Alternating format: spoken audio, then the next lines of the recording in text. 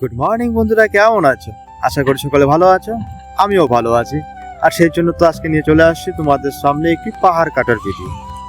আমরা বর্তমানে রয়েছি মিজোরাম স্টেটের কোলাশিব শহরের পাশে। এই গুরুত্বপূর্ণ শহরটি আসাম এবং মিজোরামকে যুক্ত করেছে।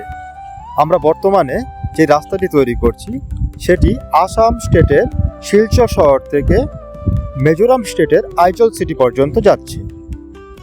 আমরা পাহাড় কেটে 4 লেন তৈরি করব। আর এই 4 লেন তৈরি করার প্রসেসটিতে প্রথমে রয়েছে পাহাড় কাটা। পাহাড় কাটতে গেলে আমাদেরকে অনেক অসুবিধার মধ্যে যেতে হয়। তার মধ্যে কালকে যেমনটা হয়েছে, প্রচুর বৃষ্টি হয়েছে এই পাহাড়ে। বৃষ্টি হওয়ার কারণে এই মেশিনে যে চেনগুলো ছিল পাহাড়ে চড়ার সময় স্লিপ করছিল বারবারে। আমার ভীষণ ভয় লাগছিল, কিন্তু কিছু করার নেই। আমি আমার টিমকে সাহস দিলাম, মেশিনগুলোকে পাহাড়ে কোনোভাবে চড়াতেই হবে, কারণ আমরা কোম্পানিতে কাজ করি। এটি কোনো গভর্নমেন্ট সার্ভিস না যে আজকে বৃষ্টি হয়েছে ক্যাপ মেরে দেবো। তারপরে আমরা কোনোভাবে পাহাড়ের উপরে উঠে আসলাম মেশিনগুলোকে নিয়ে। এখন মেশিনের কাটিং চলছে।